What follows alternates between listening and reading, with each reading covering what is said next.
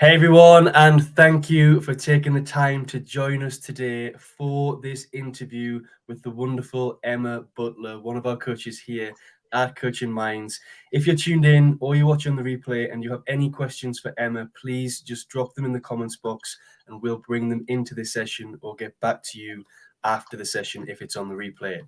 Emma, thank you so much for taking the time to be here today. I'm so grateful to be able to share this space with you. And just so we can open up today, I'd just like you to share a little bit about you, who is Emma Butler, and what was it that attracted you to coaching? Sure. Thank you, Paul, for having me and for sort of asking me to talk a little bit about Coaching Minds and the program and coaching in general. So I'm currently based in London, but I've lived in lots of different places, including in other countries. And I've done a lot of different things in my life to earn a living. But I really only had my first experience of coaching very recently in about 2020, when I went and had 6 sessions of career coaching. And essentially, at that point, I've been working in the field I'm currently in for about 15 years, the longest kind of spell I'd ever had anywhere. And I wanted to change, but I didn't really know what I wanted to do. I didn't even really know where to start. And I recognized that I kind of needed some external help to kind of get me out my own head and make some progress. Did a bit of online research, happened to speak to a friend who'd currently started working with a career coach, had a chat with her and some others, and really got on with this same coach that my friend was using actually. And so I had 6 sessions. And I really enjoyed the sessions in terms of being a client and getting the benefit from them. And I was very aware that it was very much a starting point. I wasn't going to have the answers after 6 sessions or anything like that, that it was very much about getting me from being stuck in the mud to kind of making some progress and feeling like I had a direction to go in. But I also sort of enjoyed I suppose, seeing, I don't know what the right terminology is, seeing, I suppose, the magic underneath, where, what was the coach doing? What tools and techniques were they using? How were they communicating with me? And my background is sort of quite varied, but it involves a lot of communication. So languages, teaching English as a foreign language, editing stuff into plain English, sort of training and communication of compliance requirements and that kind of thing. So that kind of really appealed to me, that kind of the how of how it was being done. And I thought, well, that's actually quite interesting, and I'd like to know more about this, and maybe that's something that I can do and help other people who are also stuck, particularly in kind of a work career context. That sort of appealed to me. I've done sort of mentoring before. I do some volunteering that helps people getting back into work, and interview preparation, and so it sort of fit with that notion, really. So I basically started looking at coaching courses and qualifications, and what's out there, and what's possible.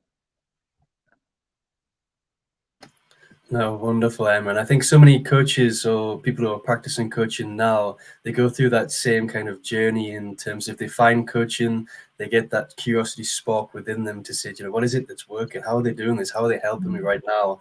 And then they want to explore it a little bit further. So no, definitely not alone there. So thank you so much for sharing that, Emma. We've got a few people tuned in, so I'm just going to say hi to a few people. We've got Adele tuned in. Thank you so much for being here, Adele.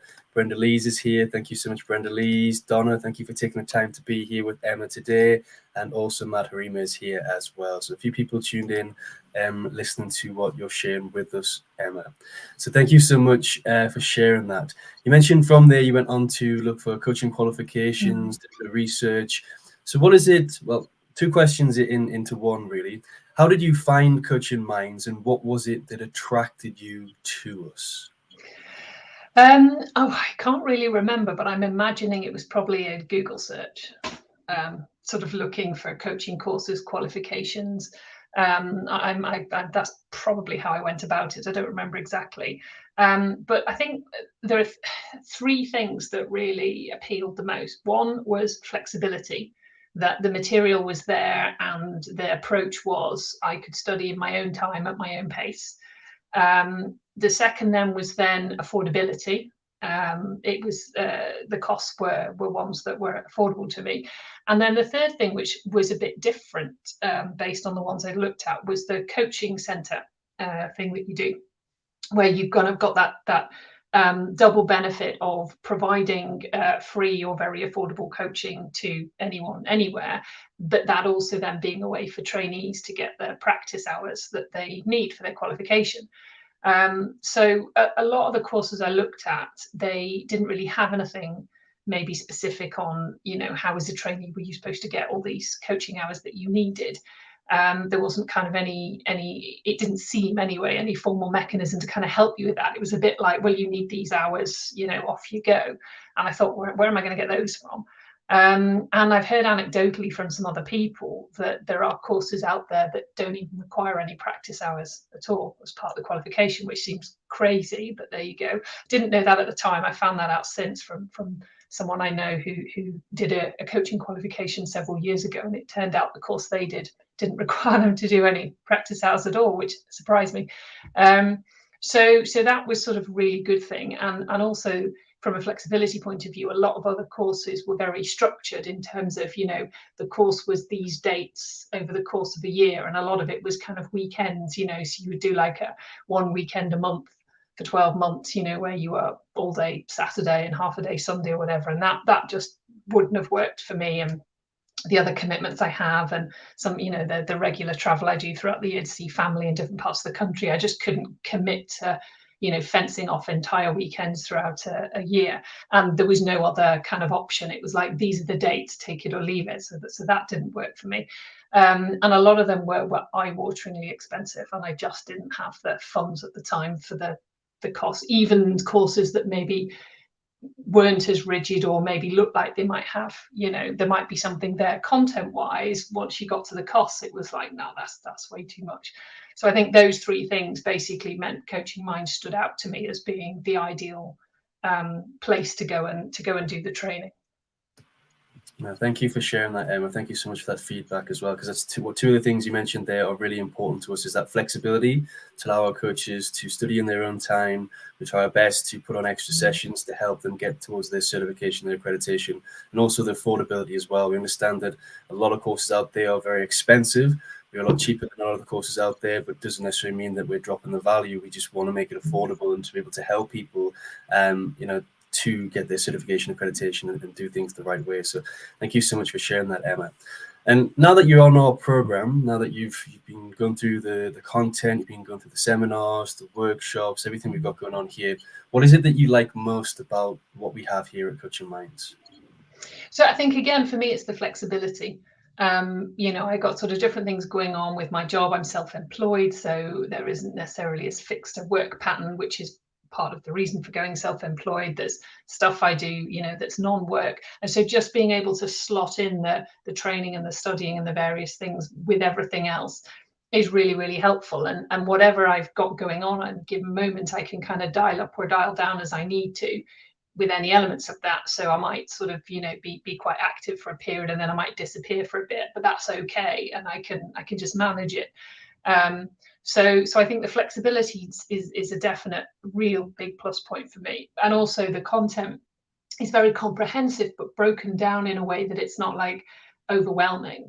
Like the video lessons are not kind of hours and hours at a time. You don't have to put aside 4 hours of your day to kind of make any progress. It's sort of a bit more bite-sized. You can do a little bit at a time if you need to. In an hour, you can, some of the video sessions, you could get through maybe 2 or 3 in an hour and feel like you've really learned something and made progress, but you haven't had to, take half a day or your entire evening to do it.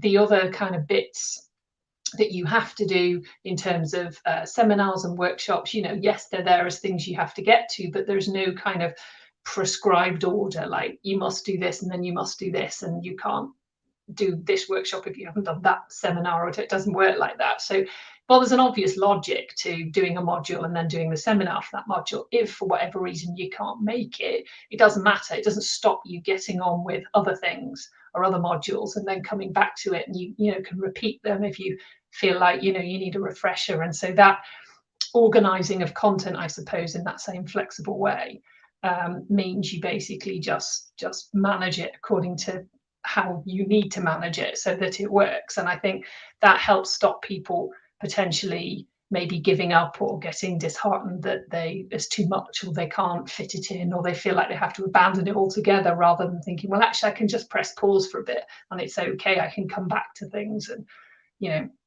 so I think that, but I think the other thing I wanted to say on this point was the friendliness and the approachability of everybody, is fantastic, and really makes it, you and Adele as directors, and all the other kind of coaches that I've met and interacted with so far, everyone's sort of very friendly and very sort of, I suppose, committed to your ethos, and making it like a community and broader than just a coaching course. You don't sort of feel like a student on a course, you're kind of part of something, and it's a bit broader than just the core content, the initiatives on mental health, initiatives on environment, lining up with different things throughout the year, different initiatives, and that, I think, makes it sort of a nice place to be.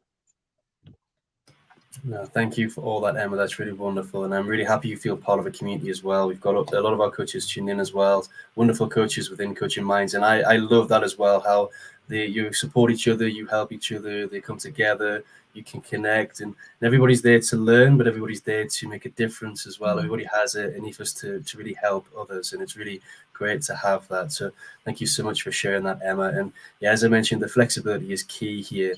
So we don't want to put any barriers or any stops on you being able to progress in your own time. And if you're somebody that needs to have those set figures, you set kind of schedules, set plans, you've got your supervisor to work with to help you hold you accountable towards those set goals that you set for yourself, or to work to set them. So really want to keep that flexible for everybody so they can manage it in their own time. So thank you for that. And the bite-sized chunks of the content as well is something that was important when we started to decide the curriculum. So you didn't have to spend 2 hours doing one lesson. You could take out 20 minutes, half an hour of your day to do one, to write and reflect and do the quiz behind all of those, so you can really chunk it up for yourself and set a plan for yourself based on how busy you are. So no, thank you for that, Emma. Really, really appreciate it. We've got a few people tuned in, so I'm just going to bring in some comments here. So we've also got Priya, who's come in. Hi, Priya. Thank you so much for being here. Appreciate your time. Brenda Lee saying she seconds that approachability is key. And she says, I can definitely part of something big. Thank you so much, Brenda Lee, for your feedback. Donna says, beautifully said. Priya says, totally agree with you. Emma, Paul, and Adele are great. And so are the coaches. The support is amazing. Thank you so much for giving that feedback in the comment section, guys. Really, really, really appreciate it. So 2 questions left, Emma. First one, nice and quick. You can be honest with this. I'm open to, if you say no, that's fine with me. I'm open to this one. But would you recommend Coaching Minds to any future aspiring coaches, and if so, why? Definitely yes. No, for all the reasons I've spoken about. If you're someone who needs that rigid timetable, and you need to have that year plan where on this weekend you do module 1, on this weekend you do module 2, and that's the only way you can work, fine, there are courses for you. But I think most people need a bit more flexibility, and as you said, you can still make your own timetable if you need to. So yeah, that reason, the community of coaches, and also the broader element. You do a lot of stuff. I haven't necessarily been involved with that as of yet, but a lot of stuff on, if you're creating your own coaching business, growing a business, using social media, creating a website, all those kind of business tool stuff as well, that there's loads of. And I think because you're also still relatively young and still growing, it feels like perhaps there's an opportunity to help shape and develop and become part of that community, bring your own skills and experiences to bear. And so as a trainee, you're not just a student here on a course and everybody else is kind of up here. It just isn't like that. So yeah, I would definitely say anyone looking to get into coaching, who wants to train to be a coach, it's a great course, it's a great community with great people. It's definitely worth a look.